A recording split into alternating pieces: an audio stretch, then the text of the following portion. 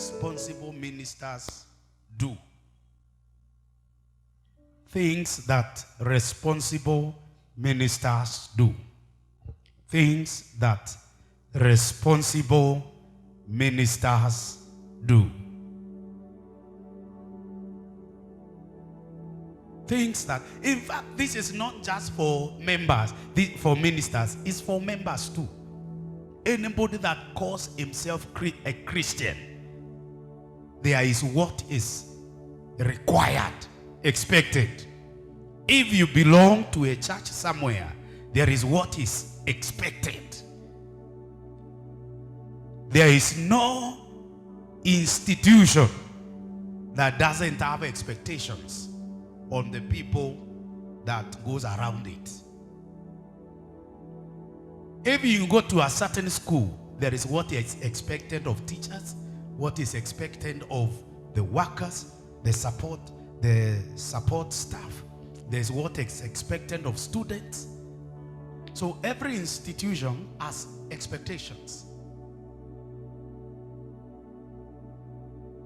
So there are things that when you become a minister, when you belong to a church, that's what it means. You belong to an institution and you are serving there. You are doing anything for God. There are things that are expected of you. Tuko pamoja? And we are going to go straight from that. Now, just before we go to those points, I want us to know. Let's bring King James again from verse 1. There's something I want us to see.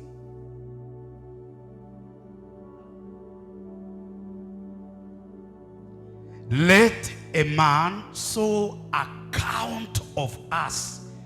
Accountability comes before service. You got that? If you start serving and you are not a responsible person, you will miss in your service.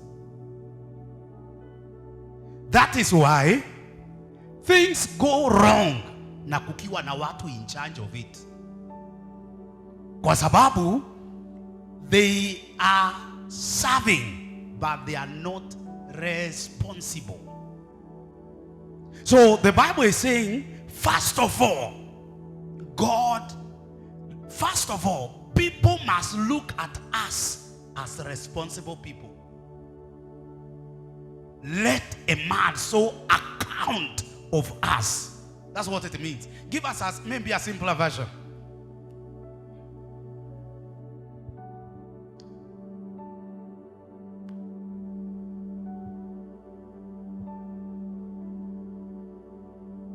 So then, men ought to regard us. Men ought to regard us. It is the word account. They are trying to explain the word account. Account is where we are getting accountability. Is where we get the word accountability. So accountability comes before responsibility. That is what is destroying our country. Lack of. We are people working without accountability. We are people working, but they are not responsible. One of the things I hate is waste. Sometimes utakuta street light zimewaka mchana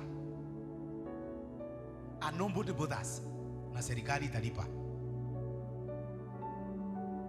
Na kuna mtu analipwa mshahara kuhakikisha hizo street lights ziko sawa. So they have the duty without accountability. So the Bible is telling us for accountability should come before doing. Oh, I hope you are getting what I'm saying. Accountability is an inner thing. Do you know things can go wrong while somebody is watching? Na atalipiwa hiyo kitu. At the end of the month, ataendea mshahara, but things will go wrong akiwa present. Why? He has the duties, but he doesn't have He's not responsible. No accountability. Accountability means I'm the one in charge here and nothing will go wrong. Please remind somebody. Accountability, responsibility comes before service. Yes. You go to the government offices, you see many things, you see a lot of gaps, and there are people seated in that office.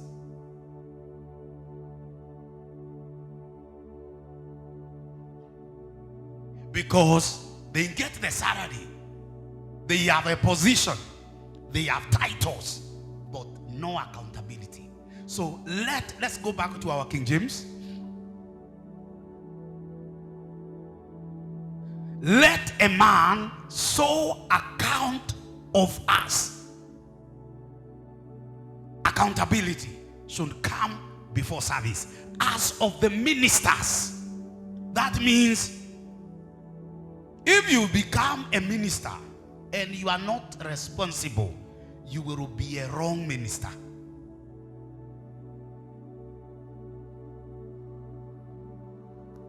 Yeah. Can you see what I'm trying to show you? Yes. Umeanza kufanya vitu, lakini hizo vitu unafanya haziandamani na accountability. Kukosa accountability inasemanga ya kwamba mtu mwingine atafanya. Yeah. Hiyo ndio nakwambia. For example, just tutumia tu vitu basic things. Tumekuwa na mkutano hapa, tumekaa around, tumedisarrange hizi vidi.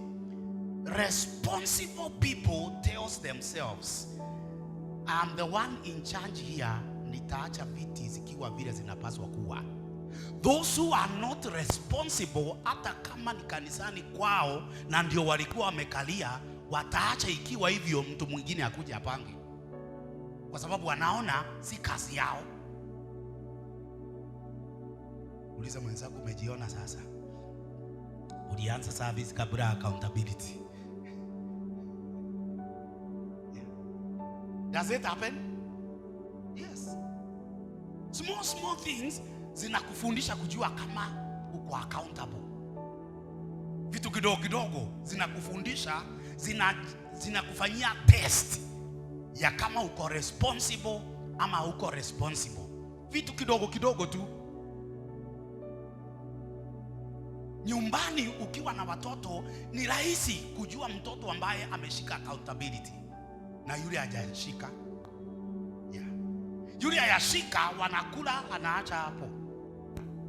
Na accountability is not about age. Yes. Some children are more responsible than mature people. Ni kweli? Yes.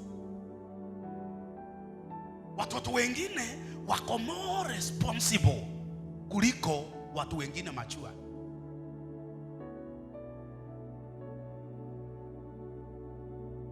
Tuko pamoja? So responsibility inapaswa kuja before service. Service ikikuja before responsibility, kunakuwa na disorder. Mambo inaanza kwenda wrong.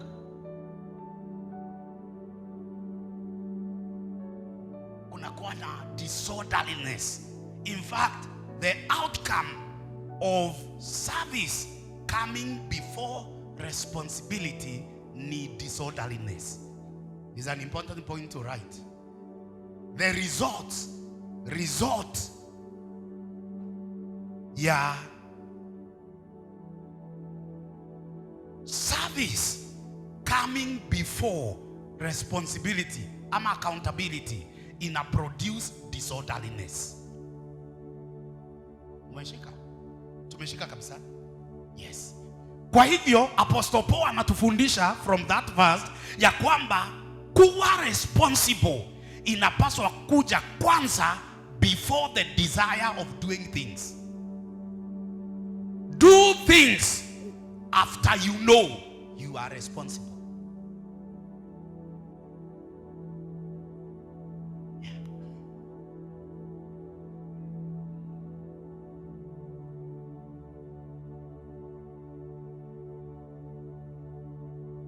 Responsibility means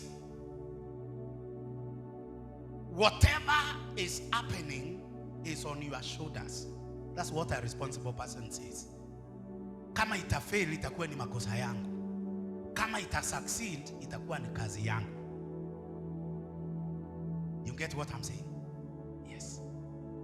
Uliza mwenzako, kulingana na assessment ili umefanya now, do you think you are responsible? Muongee kidogo, ongeeni kidogo. As I take a breathe out.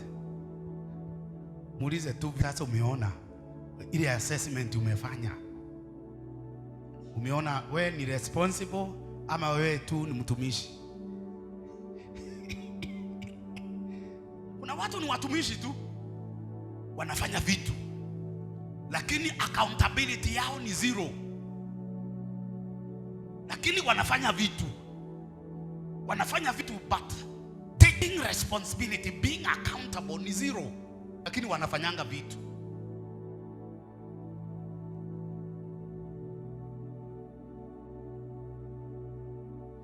God puts in charge those who are responsible, but anyone can do something. But those that God put in charge are those who are responsible. Tunaweza kufanya vitu kanisani, lakini ili Mungu atuweke in charge hata kwa maisha yenyewe, lazima kwanza angalie aone wewe ni responsible.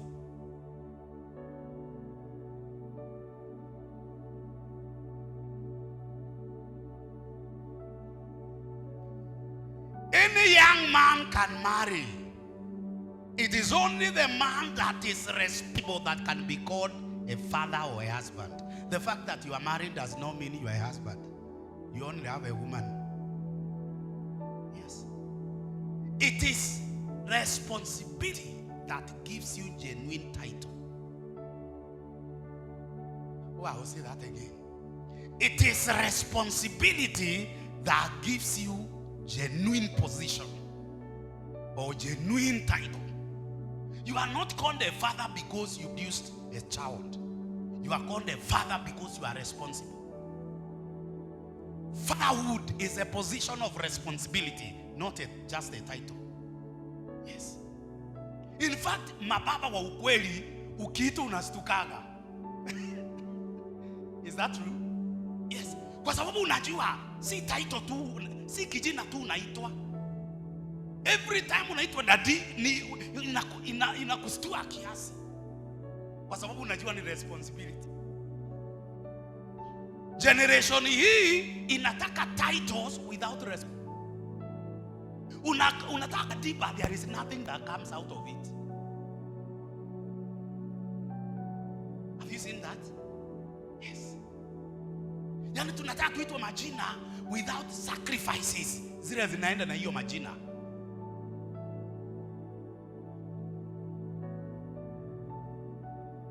A mother is not a mother because they gave birth.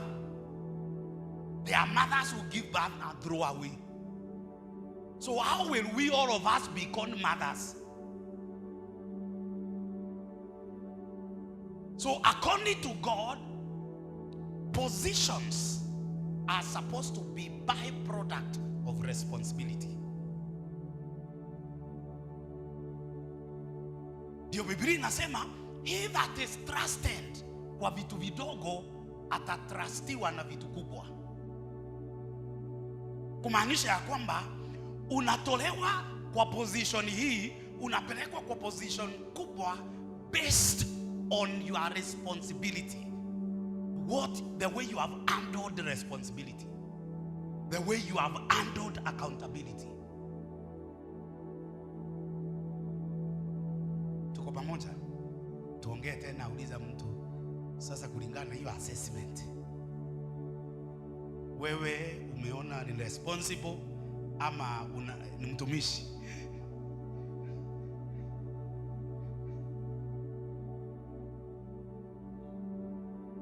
kitu nilikuwa nataka tushike hapo kabla hatujaingia kwa point. Let a man so account. Ukiingia hapa kanisani, you can easily tell responsible members. Haungangani kuangalia. If you understand what I'm teaching, you won't struggle to see responsible members. I see it hata nikiwa kwa platform. Na unaanga amekunywa tumaji akapatia mtoto tumaji ikaisha.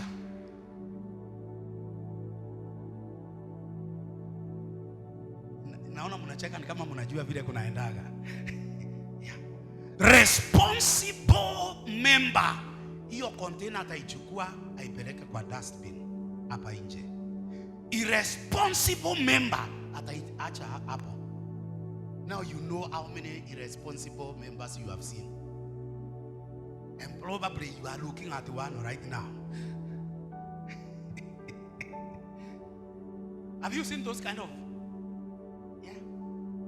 Yeah. Akina mtumwa wakikuja kuclean hapa, unakuta wamebeba container ama wanaenda kuuza. Na hizo hazikuja hapa zenyewe, zilikuja na mtu.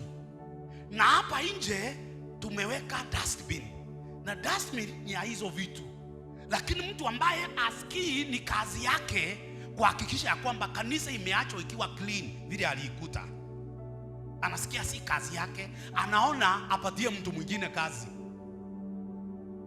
Wale watakuja kuosha, watabeba. Hiyo ndio tunaita kukosa accountability. And it is a lot today in the church.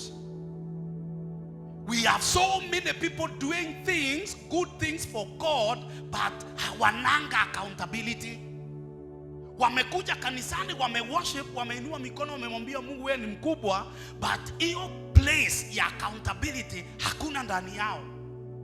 So Mungu hawezi kuwatoa hapa hawatrust na kitu kubwa.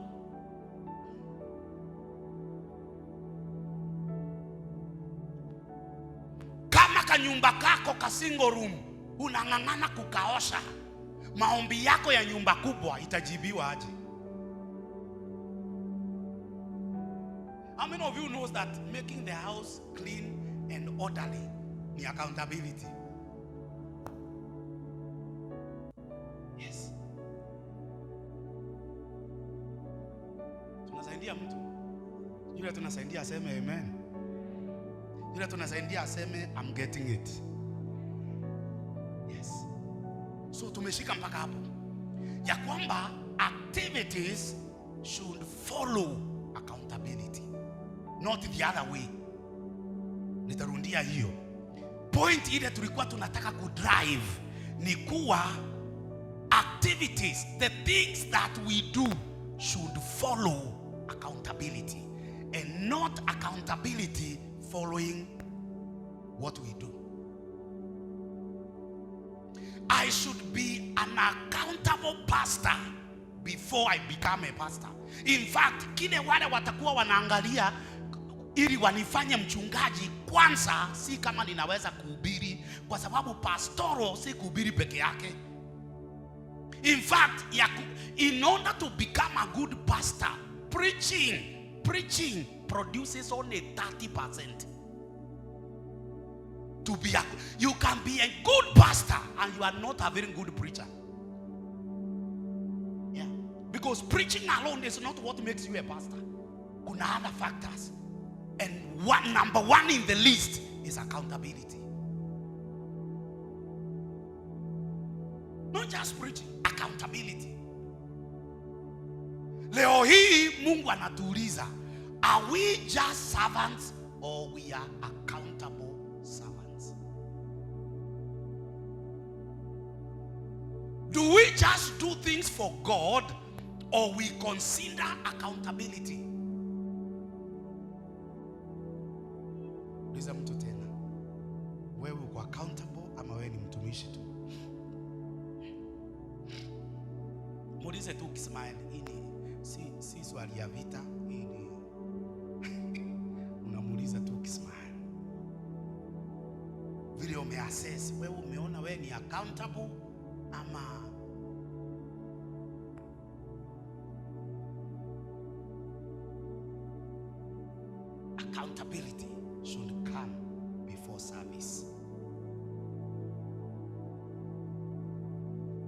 Nobody, please hear this. Nobody want to have a daughter or a son who is very gifted but very irresponsible. Is that true? Yes. Utaki kuwa na mtoto ambaye anakujanga number 1 class, lakini akiingia kwa nyumba inakuwa messy. Akikulia nje, anaacha sahani huko nje. You don't want to have a daughter who is excellent kwa masomo, lakini hawezi. Ako form 2 lakini hawezi tandika kitanda yake.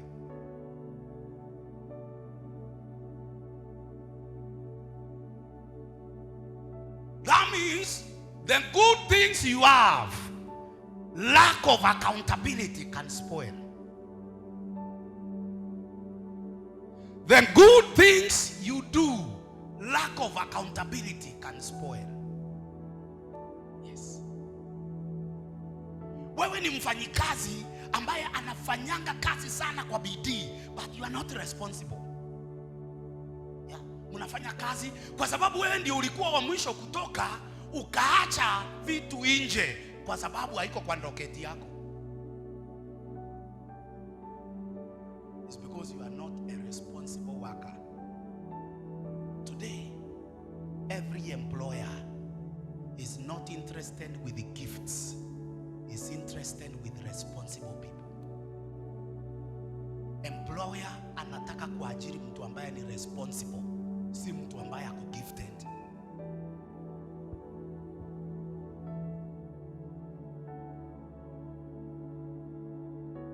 Tujiulize tu, hii haitaki answer. Am I really responsible? Can God consider me a responsible servant? Can God consider me a responsible minister? Can God consider me as a responsible member?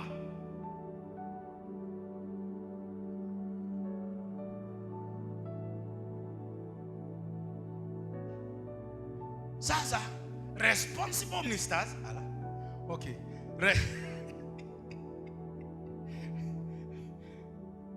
Responsible ministers, 20 minutes. Responsible ministers, kuna mambo Biblia inasema ya kwamba it is required for stewards to be faithful. It is required. That means that wale ambao wameamua kuoffer any kind of service, kuna expectations. Sawa? Yes. Sasa watumishi, servants, those who are serving God, ministers, those who have entered the church and they have decided, I will not just be idle in this church, I'll be doing something for God. There is what is expected of them. Expectation number 1, responsible ministers report evildoers.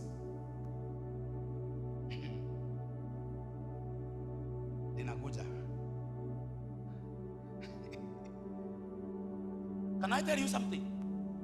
Maneno ya reporting ni biblical. If you don't report evildoers around you, it means you are part of it.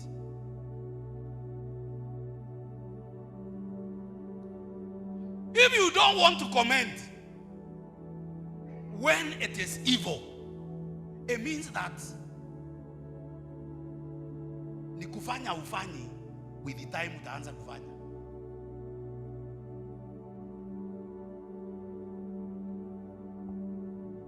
No employer will be happy with you akisikia vitu ambazo zilianza kufanyika last year na ulikuwa unajua na ukanyamaza, and it would have saved the company.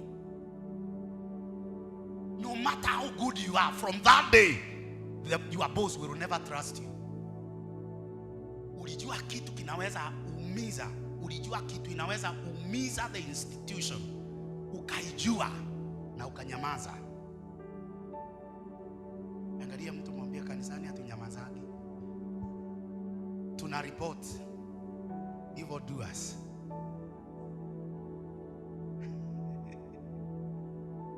Yes.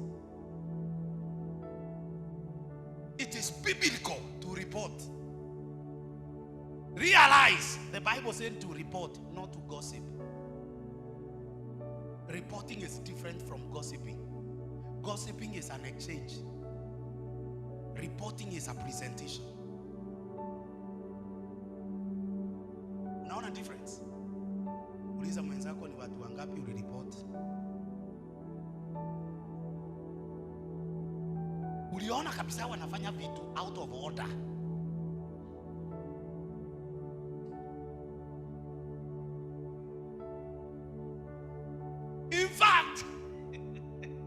In fact, some of us, instead of reporting to Rikabera,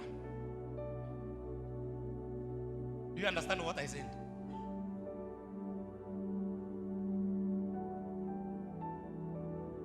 That is another term of saying hatutaki ushikwe, tunataka tukufiche kidogo. Mukaberi na mukaberwa wote ni wezi.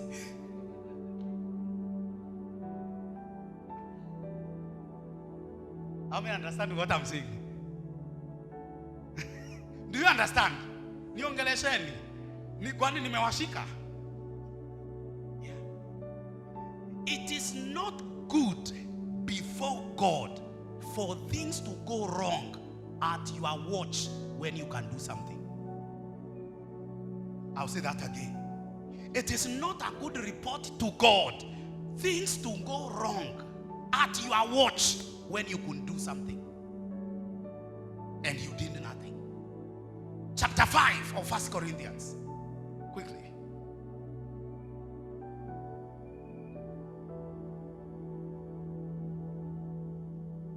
Let's read this.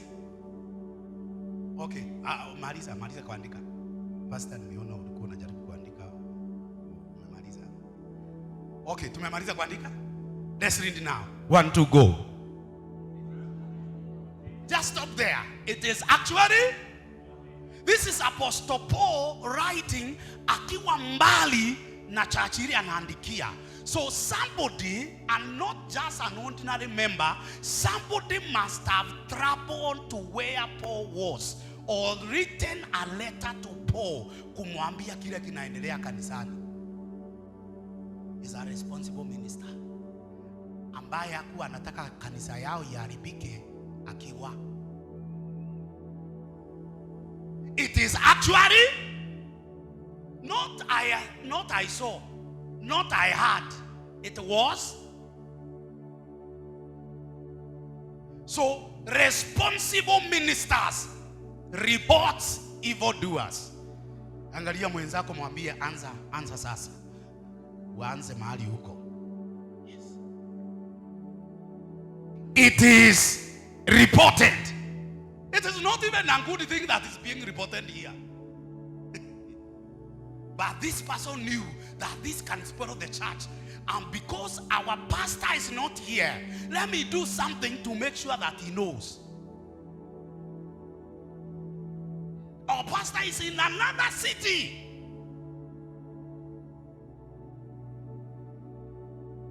Akaripotiwa na sasa he is responding.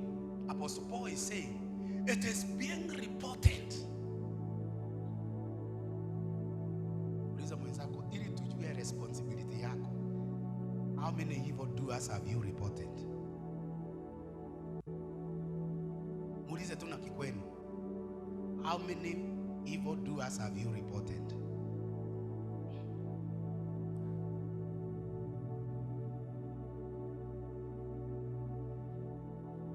Uliza mtu ulireport ama ulikabera. Sasa hapo ninajua wengi karibu zote hapa tumewahi kukabera. Yes. No, Pastor Kinoti is smiling. He must have kabered someone. Of course, nobody wants to report his friend just like that. But can I tell you something? If your friend can't hear you, before you become a partaker of his evils, report him. If he's really your friend, he will listen to you.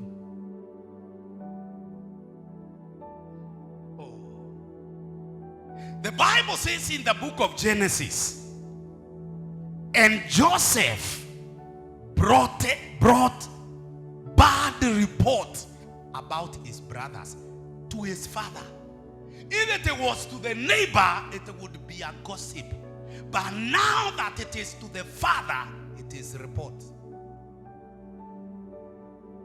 You don't take your report to strangers. You take your report to those who are responsible. Am I saying something? Are we together? Yes. Oh, who is there today? She got it? This is the account of Jacob. Joseph, a young man of 17, was tending the flocks with his brothers, the sons of Bilhah and the sons of Zilpah, his father's wives, and he brought their father. Hey, give us King James, please.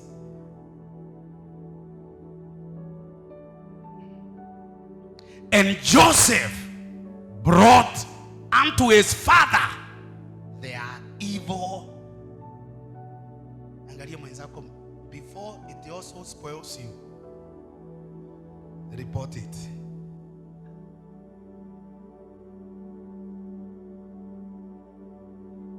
Wangapi wanasoma?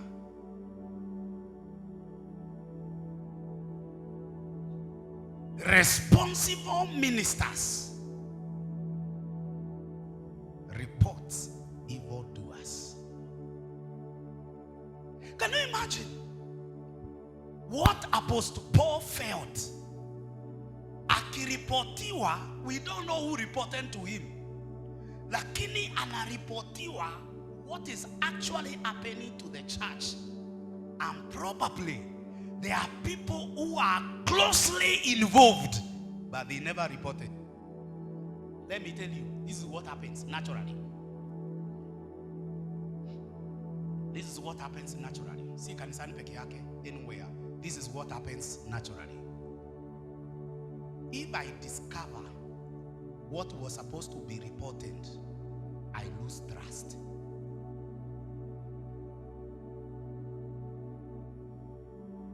When we are talking to young people who want to get married, we counsel them. We tell them, don't let whoever you are getting married to discover what they were supposed to hear from you. Itakuwa na shida. Discoveries are not supposed to work where there are reporters.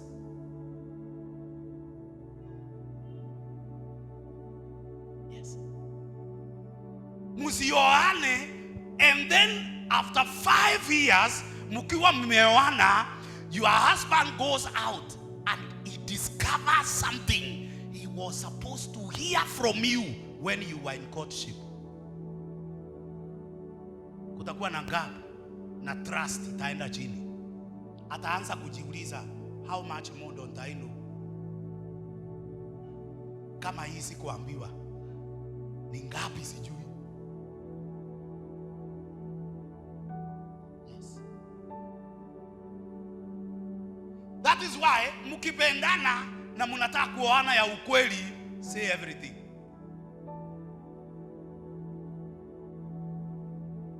If you can trust somebody with your life, why not trust them with information? Anaweza kukunyonga ukiwa umelala.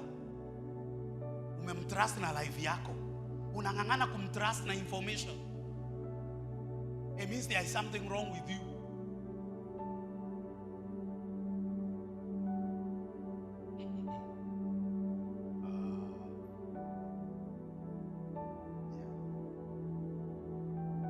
And you know, we tell people when we are counseling them, Pastor Eric, we tell them history as a way of coming around. Yeah. In fact, we are very straightforward. Tunawaambiaga, let the person getting married to you know all your exes. Because you will meet with your exes one day and you see something funny. Now that you were explained, there are no questions. But if you have not, there will be a question. Who is that?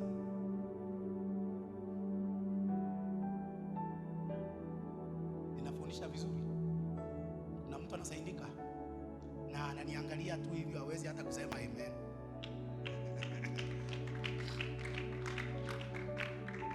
Angalia mtu mwambie report.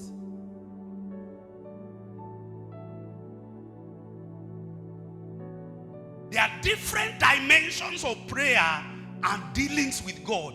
And I was talking to a pastor. This week. And I was telling him, the highest way of your dealings with God is when you report yourself to him. Unajireport.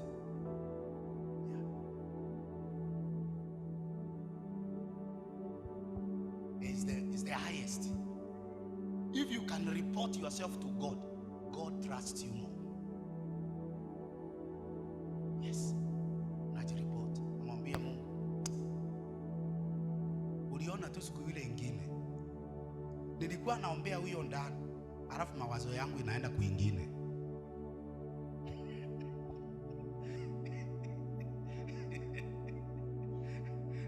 Uliza mtu, can you report yourself?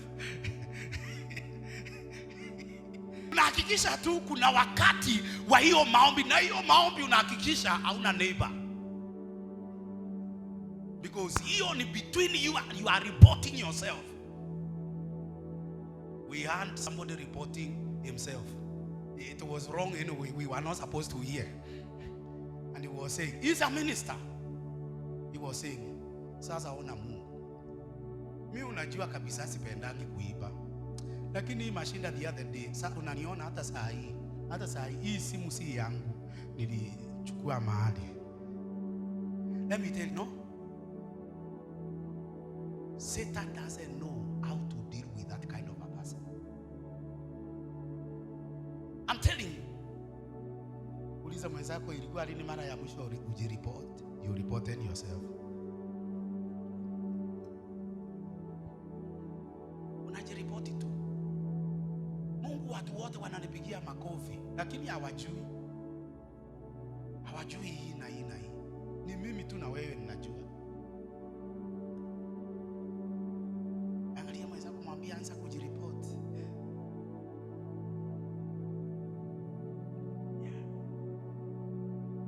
Watu wanafikiria mimi ni celebrity, lakini hawajui the struggles, the inner struggles I have. Nimekuletea leo. Unisaidie tu. It is not a sign of weakness. It's a sign to say that you are a strong man. Strong men don't depend on their strength. Strong men depend on a source higher than them.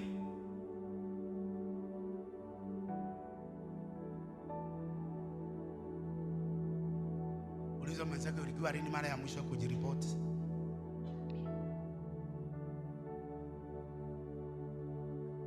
Yeah, unajireport tu. Mungu, watu wananionanga tu niko poa. Lakini nikiona kuna mtu anafanya vizuri kuniliko, nasikiaga kakitu. Kuna watu wa aina hiyo. Yeah. I was handling a case here just recently of a minister. A minister. Yeah. Naambia pastor, sijui ni nini na nikiaga. Nikiona my colleagues, they are doing better than me. Kuna kakitu tu. Huyo mtu nitamtrust kuliko mtu ambaye anajaribu kubehave ako sawa na ameficha vitu. I'm not saying you report your things to me. Look at the context. You report yourself to who? That in fact, that is the purpose ya kitu inaitwa retreat. time with God, alone with God. Retreat is not where you go and ask God for this and this and this and this. It is you, it's doing business with God, you and God.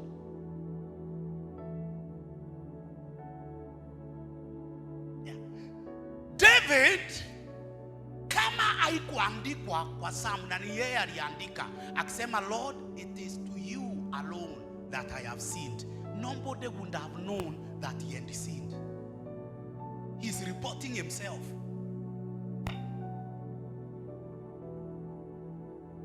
But people love gossip than reporting. Because gossip is sharing things in the wrong places. Reporting is presenting the truth to the right place.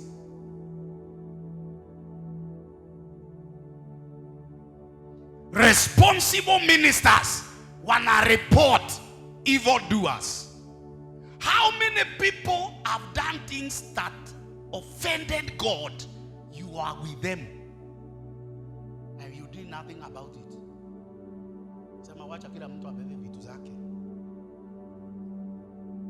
Probably your report would have saved them. Yes. You are reporting them. Pengine shinda yao ingeshughulikiwa mapema. But you kept quiet mpaka akaenda out of control. Kuna mtu akungojea mpaka mambo ifanyike hivyo. Kumbuka Joseph. It is not because he hated his brothers. We don't report because we hate. We report because we care.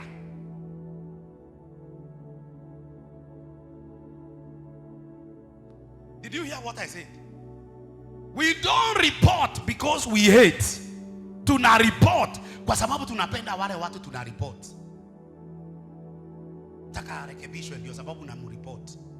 Joseph akaona hii tabia ya ndugu zangu itakuja kuharibu. Let me report to father. Probably the father will do something about it. Yes.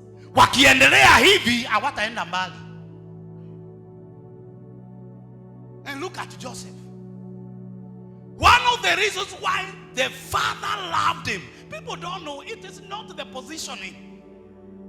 Remember, Joseph was not the last born. Kwa hivyo baba yake hakumpenda kuliko wengine kwa sababu alikuwa mzaliwa wa mwisho.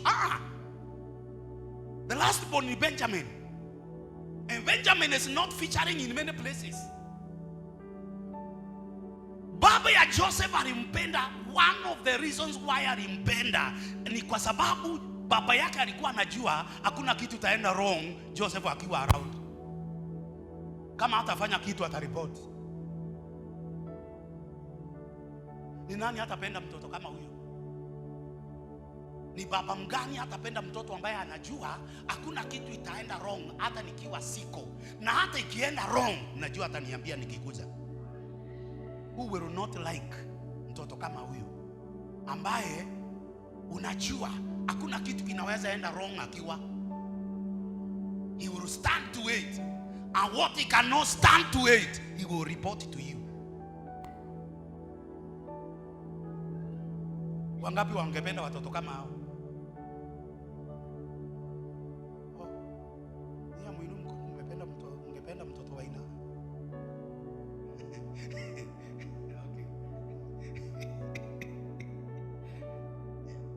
Yaani mtoto ambaye unajua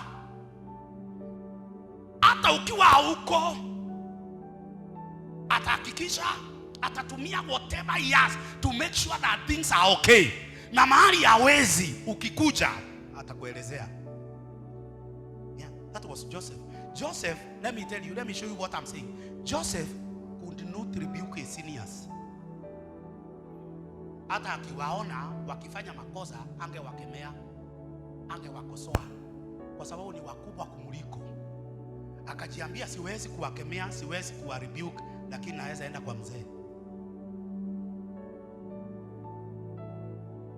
So Joseph brought unto his father their evil report. Second verse. And because of that, 1, 2, go.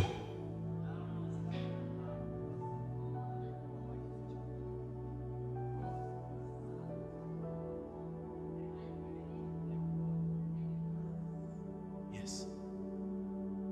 Yes. Joseph, one of the contributing factors za kufanya baba yake ampende ni kuwa alikuwa a responsible son. He was not just a son, he was a responsible. Let me tell you, it is more blessed to have a responsible son than to have a rich son. You are more blessed to have a responsible son than just having a rich son.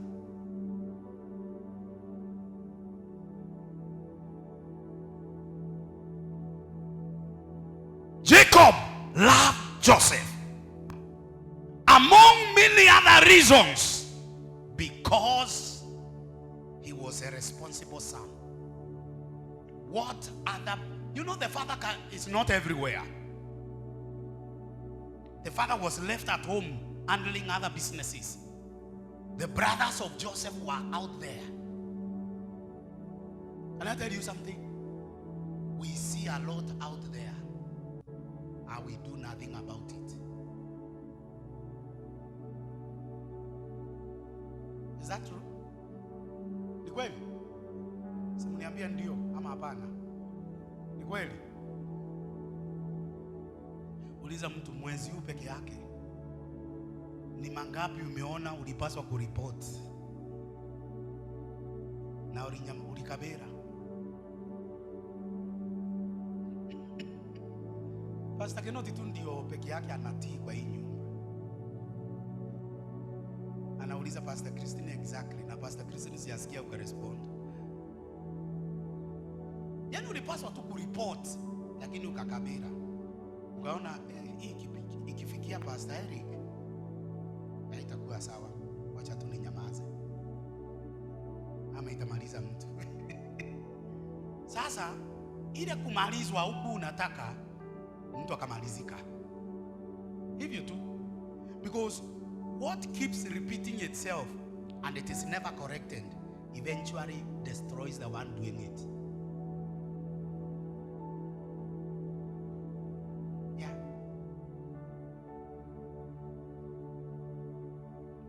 Let me tell you, one of the reasons why my father loved me, he loves me until today. You see, I was always with the people. I was organizing people to pray for him. We used to spend every Saturday in church to pray for him. I even used to have a minister that nilikuwa nimehubiria akaanza kuhubiri. I am the one who gave him microphone for the first time. Akaanza kuhubiri. Tulikosania na yeye kitu kimoja. Alikuja na report ya baba yetu. You know, mimi ndio nilikuwa nimemhubiria, nikamwombea kujazwa na roho and all that, but we are the same father. Nakuja kaniambia, sasa unaona bwana, baba yetu alibiwa pesa na alikuwa amekutuambia hana pesa, na unaona vile tunateseka.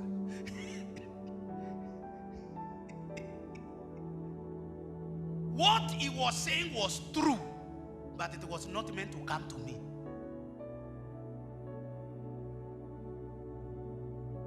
So nikamwambia kutoka sasa tumeachana. Kwa sababu ukianza kuharibika, nikinyamaza ukianza kuharibika, na mimi nitaharibikia hapo. Na mimi nataka kuwa na future.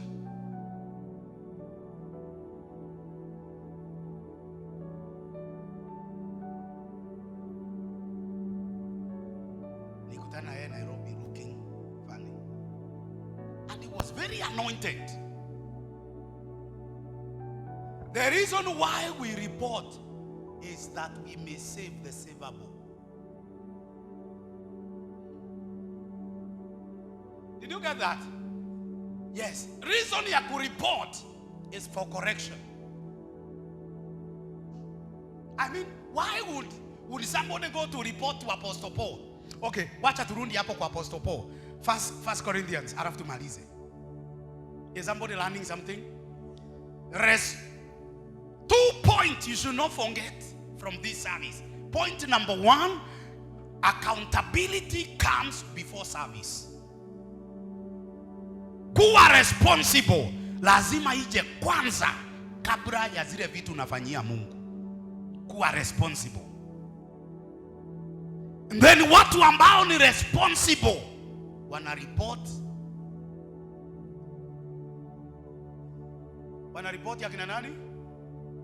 Niongelesheni hata huko nyuma, wanaripoti ya kina nani?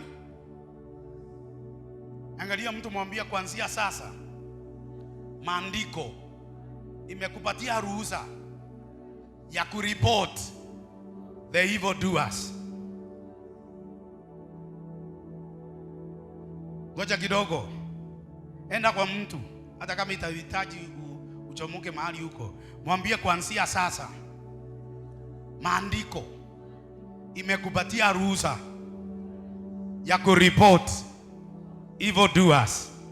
Mwambie kuanzia sasa, hata mchungaji amekupatia ruhusa ya kureport evil doers. Not evil doers outside, it is evil doers inside.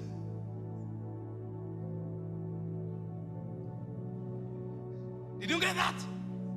Not reporting evil doers who are outside. It is reporting evil doers who are the members of the family. Kulikuwa na watu wengi walikuwa wanachunga. Joseph aliona hawakuwa wanachunga peke yao. Hakuripoti majirani, aliripoti ndugu zake. Aliripoti akina nani? Yes. It is actually reported that there is sexual immorality among you. Yeah. Tuweke koma hapo kidogo, alafu tuseme kitu. Hii ni nyumba yako, na hii ni nyumba ya ndugu mwingine hapo hivi. Dada amekuja ameacha viatu hapo mpaka asubuhi, na aliingia huko hakutoka.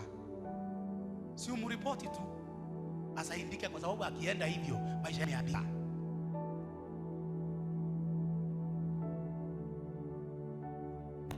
Na kabla ya kuripoti, muite ulize, ni nani huyu? Viatu ni hizo viatu niliona hapo ni za nani? Na niliziona kutoka jioni mpaka asubuhi. Na hakikisha umeamka at the middle of the night. Angalia kama bando ziko. Is correct teaching?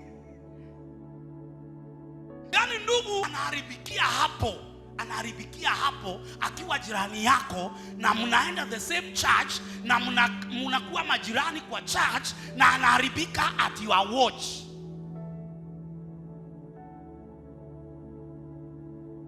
Huyo ndugu si anaharibika? Oh, wacha tuongee. Wacha kunionyesha how so serious. Si huyu ndugu anaharibika? Ndugu anaharibika huyu.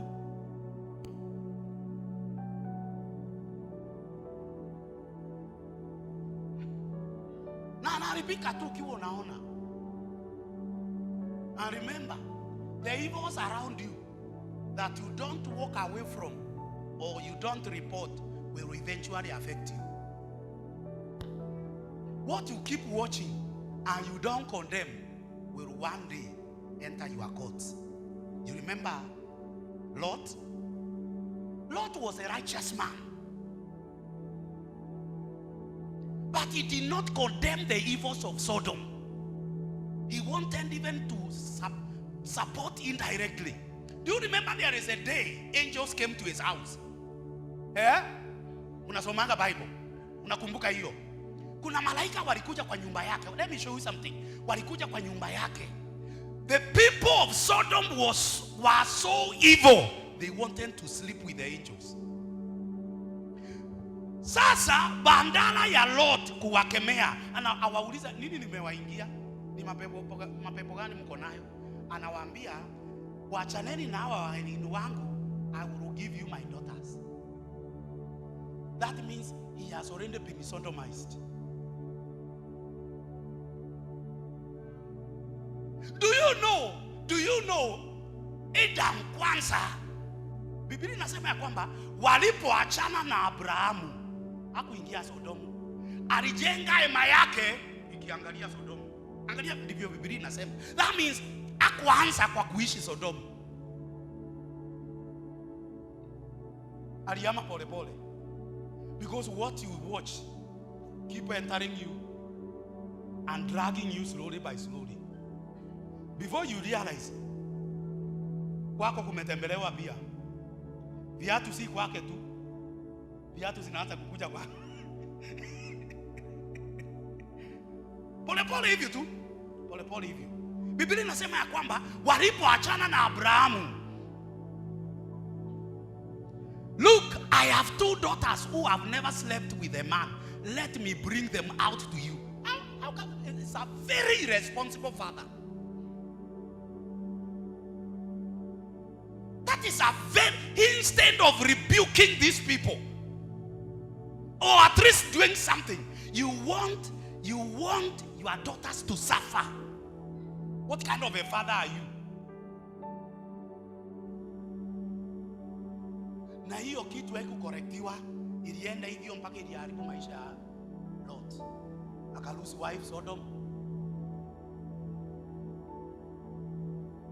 Maisha yake karibika hivyo tu, pole pole, pole pole. Unajua shetani is a strategist.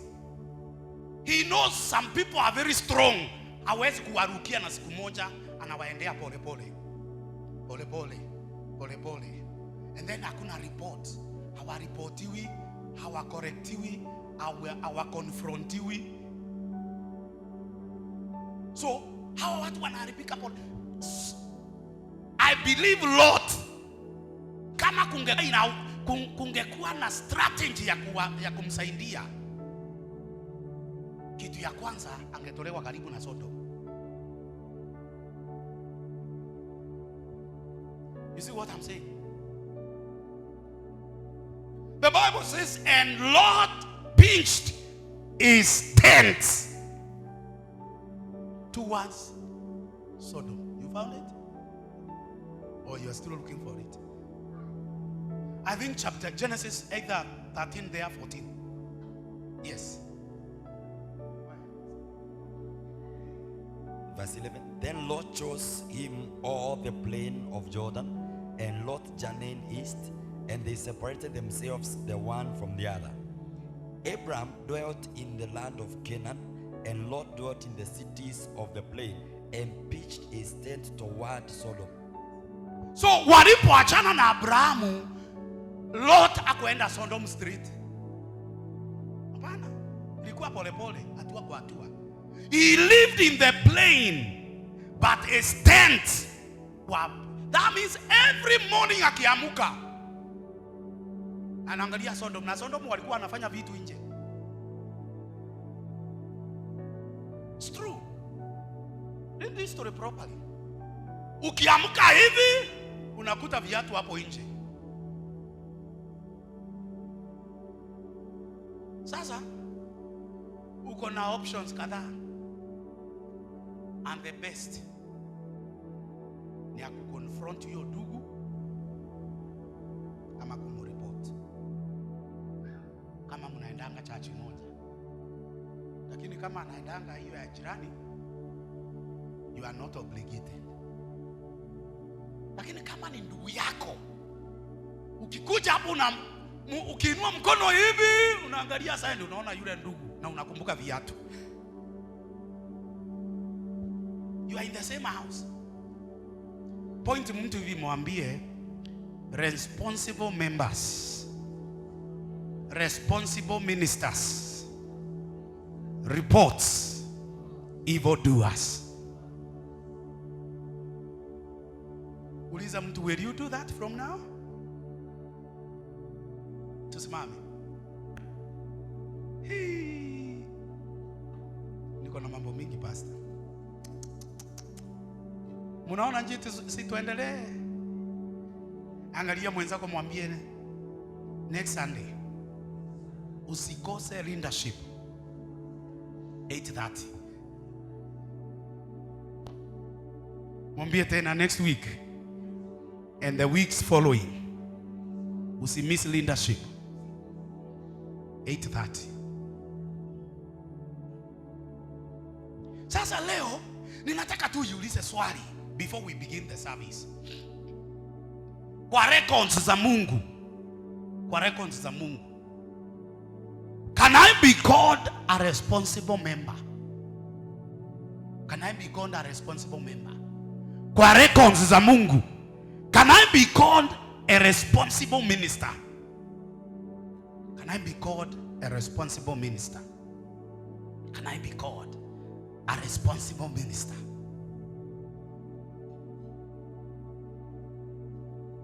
Can I be called a responsible minister? Am I a responsible son? Hata kwenye nyumbani, si kanisani peke yake. Can your father or your mother, kama wako hai, can they say niko na watoto wengi lakini so and so si mtoto tu, ni mtoto responsible? Where you work, your boss, can you say wanyikazi hapa ni wengi lakini niko na mmoja si mfanyikazi tu, is a responsible employee?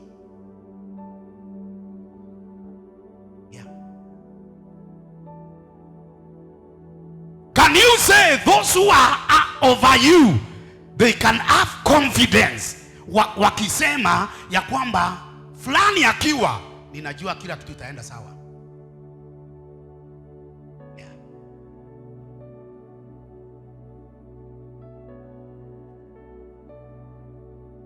Yeah. Mama Favor was talking and she was saying, just by the way, and she was saying, kwa nikamuuliza, wacha hiyo naona italeta shida. Wacha tuachane na hayo.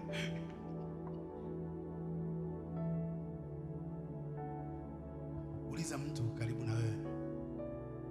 Uliza wewe, kweli ni responsible ama ni vitu unafanyaga tu?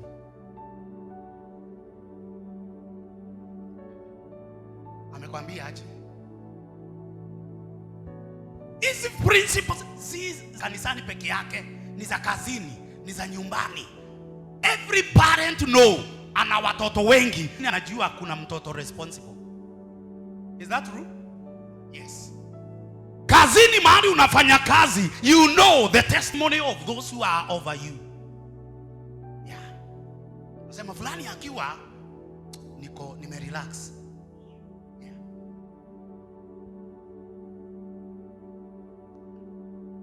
My wife was speaking to me the other day and she was telling me, you see, if you send so and so, if you send so and so, even you send so and so, you can relax. Kwani so and so unajua ni nani? Ujui ni nani so and so? Yeah. Kasema, you have many sons. Akaniambia, you have many sons. Lakini ukituma so and so, utume so and so, utume so and so, na kulikuwa na many so and so's. Ukiwatuma hao, no matter where you have sent them, you can relax. The job will be done well. What a blessing when God looks at you na anasema fulani akiwa, ninaweza kurelax. Fulani na fulani akiwa, ninajua mambo itaenda vizuri. Fulani na fulani akiwa, ninajua mambo itaenda sawa. Yeah. Mungu anaweza kujivunia wewe kama vile alijivunia Job. Anajivunia hata mbele ya shetani, anamwambia shetani, umeona? Have you seen my servant? Have you seen him? In your up and down, have you seen him? In fact, it is this confidence ambao ilifanya Mungu akubalie shetani aguze everything Job end. Kwa sababu Mungu alikuwa na ujasiri na Job. I know Job. Have you considered my servant Job? There's no one on earth like him. That means there are many men on earth, but there is something that makes him stand out. Today, all the government institutions are almost collapsing in Kenya. Do you know why? Kwa sababu ya kukosa accountability. Yes.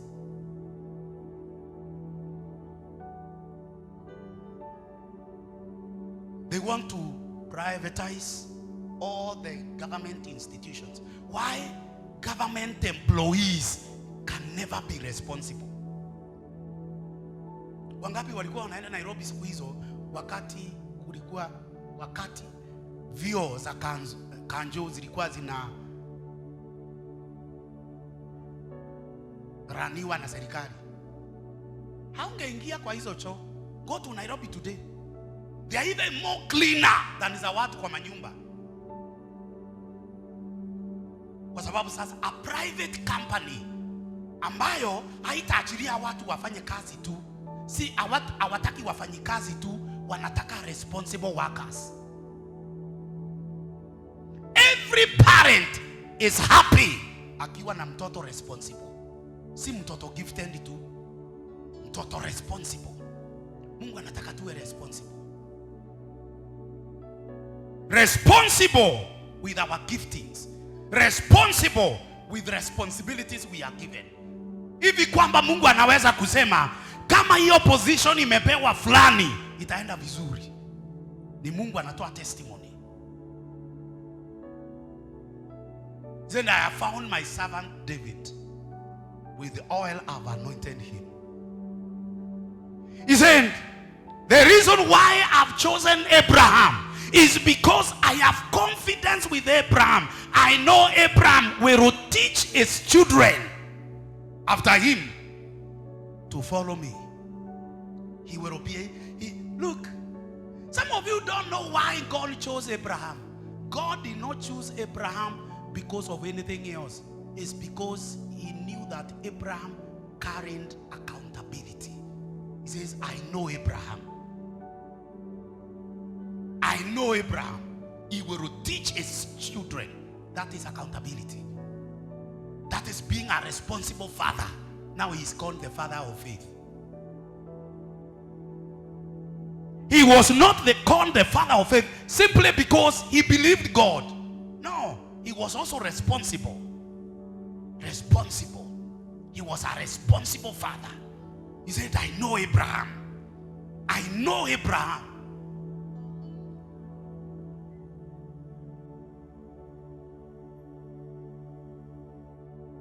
No, we are talking of Genesis.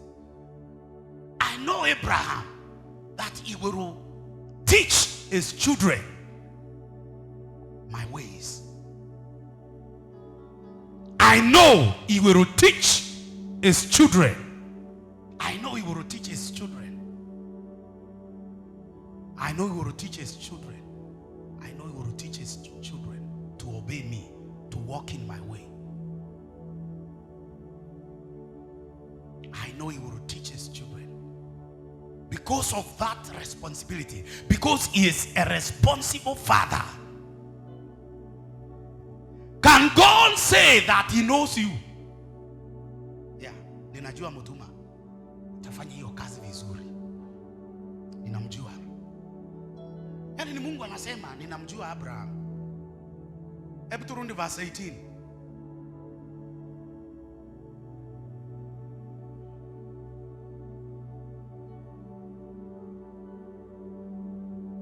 Saying that Abraham shall surely become a great and mighty nation, and all the nations of the earth shall be blessed in him. For I know him, that he will command. He will not just instruct, he will command his children and his household after him and they shall keep the way of the Lord, to do justice and judgment, that the Lord may bring upon Abraham that which he spake, he has spoken of him. That means hata yale mambo Mungu ameongea kukuhusu, anataka kuona kwanza kama uko responsible kabla hajaitimiza. Zile vitu Mungu ameongea kukuhusu, anataka kuangalia kuona kama kwanza uko responsible. Can you be a responsible mother? Motherhood is more than just getting children.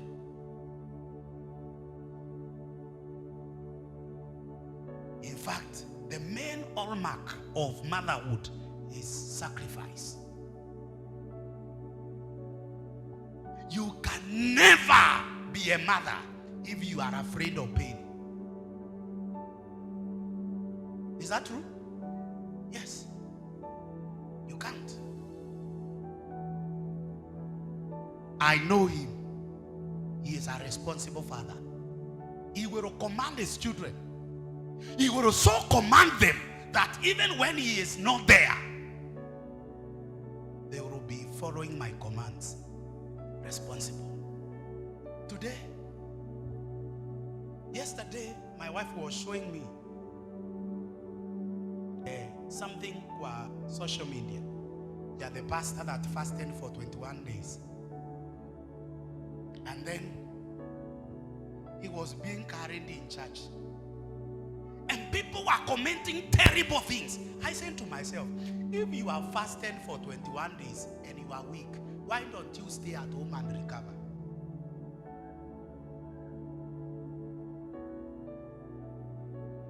Sasa tumepresent Christianity kama kikitu.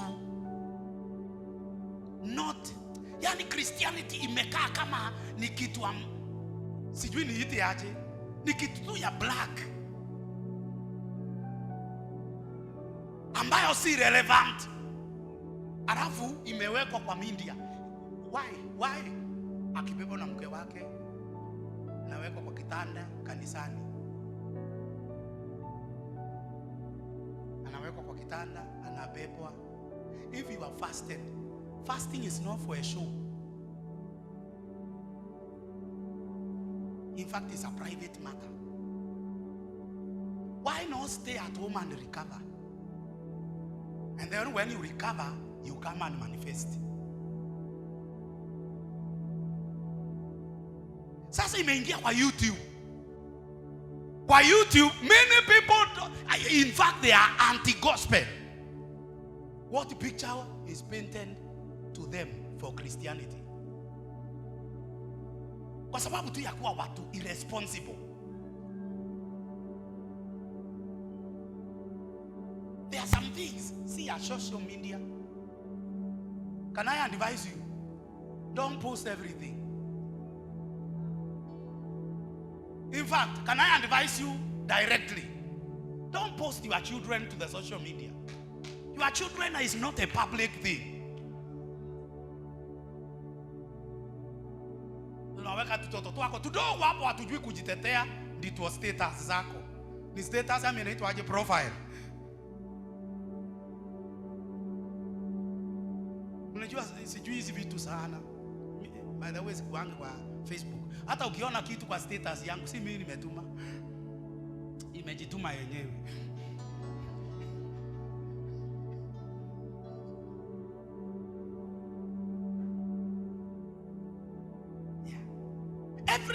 Everything.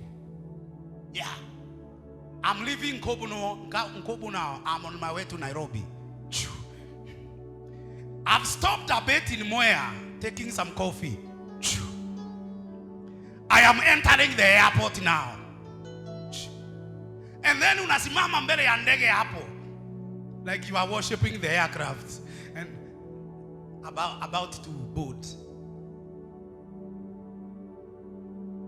Know what is public, know what is for public consumption and what is for private matter. Hawacha kupeleka kila kitu. It's not everything that is for public. Hapo hapo mtatoa sadaka kwa sababu nimewasave. Yaani unapeleka tutoto wako hatujajua kuomba, hatujajua. Mapepo yote ya social media inaanza kuwafuata. Tunaona hao watoto wako na future. Sasa unapelekea watoto wako vita ambazo unnecessary, kwa sababu ya kuwa expose mapema. Kuna mtu nimesaidia leo, nitatoa sadaka lakini next Sunday. So next Sunday mlete sadaka na waandike hapo juu ya advice ya social media.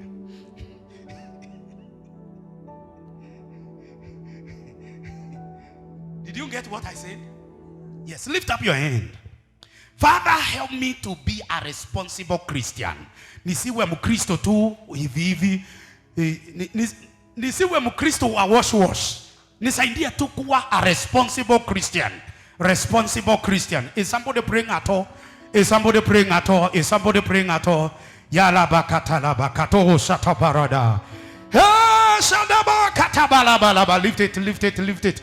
Yeko shata parada ba. Kato shadaba. We give you glory, Lord. We give you glory. Yerebo sadam. Yarebo satabala ko yarebesa. Yarebo sararabaya. Come on, lift up your voice. Lord, help me to be a responsible Christian, a responsible believer.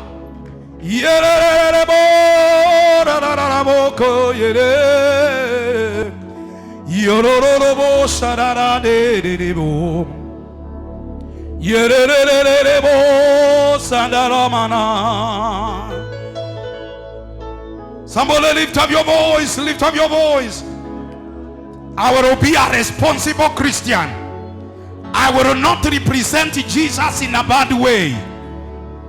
I will be a responsible Christian. Responsible Christian, responsible Christian.